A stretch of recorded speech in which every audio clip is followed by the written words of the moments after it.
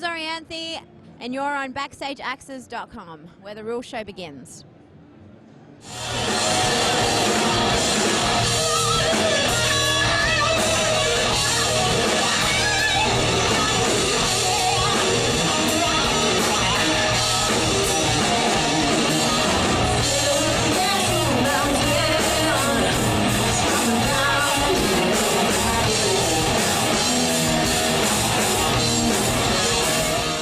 BackstageAxxess.com. We are here at NAMM 2011 at the PRS booth with Orianthi, the very talented Orianthi. How you doing? Hello, I'm good. How are you? All right, and she's usually here at NAMM every year, and she's one of the staples here at NAMM. So, like, you come back every year. Like, is there something that brings you back? Is it PRS? Like, what brings you to NAMM every year? Yeah, this is my, I think, 7th year here at NAMM, and definitely PRS. Yeah, I've been playing them since I was 11. And it's still like so awesome for me to walk into that booth, you know, and see all the amazing guitars around me and how much work's put into them. And I just want to pick up and play them all, actually. I mean, the acoustics are incredible too, and I just played that the other day.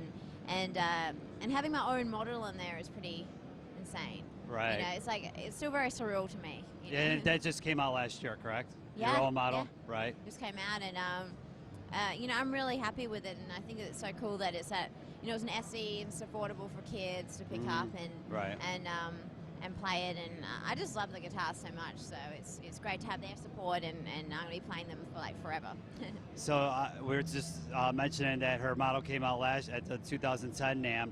Are we gonna work on another model? Are you gonna are you guys in process of developing another model for your, you know, spin-off kind of? Yeah, maybe, definitely. We come out with a, you know, a different color or something, and change things up a little bit. But I'm really happy with it, you know, the way that one is, and maybe changing the color, and yeah, definitely. Okay. I haven't really chatted about it yet with Paul or Bev, but. All right. Well, I'm getting the ball rolling for her. She wants another model, so here we go.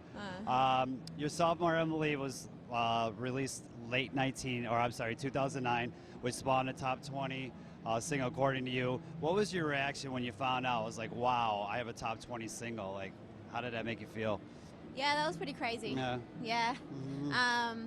You know, with According to You, I was sort of wanting to infuse, you know, like a guitar solo, you know, in a pop rock song. And put it out on radio and hopefully inspire more kids to want to play the guitar, especially with the film clip too.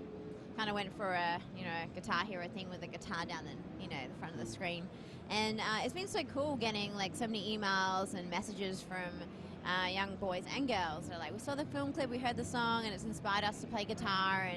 And you know, they said you make it look like it's a lot of fun, and so that's what we have. You know, a lot of fun on the stage when we play shows. And recently got off a tour in Japan, and it's like a party on the stage, and sort of bringing back the 80s in a way. Right. So yeah, we have a lot of fun with it. Another 80s fan then, right?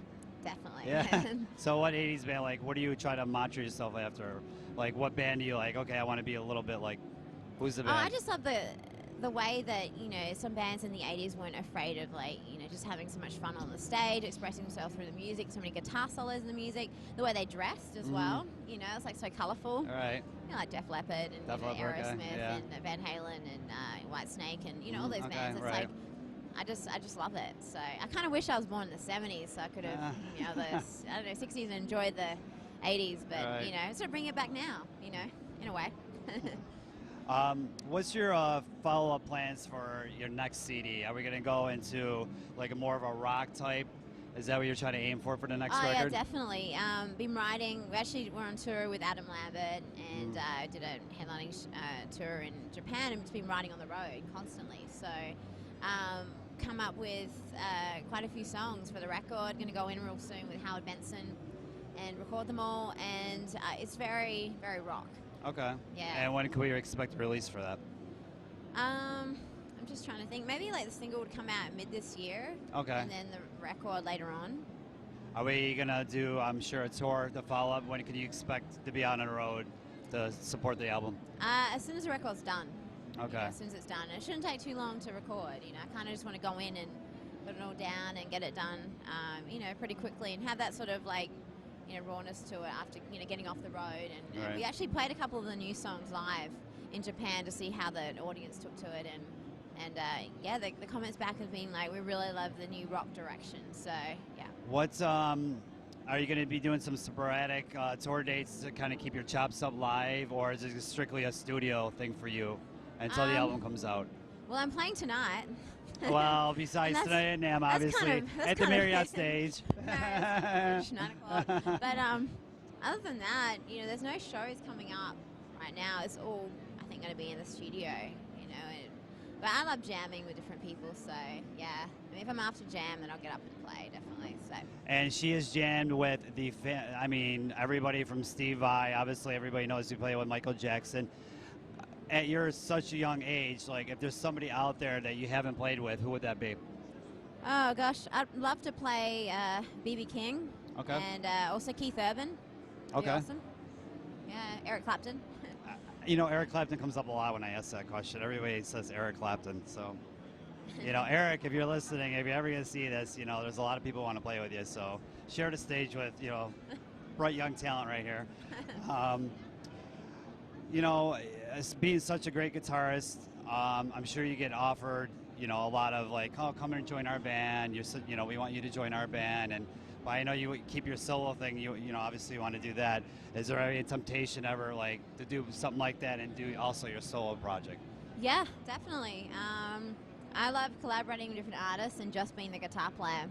Okay. You know, because it's much more freeing for me because I get to just run around the stage. And, right. And I don't have to remember lyrics.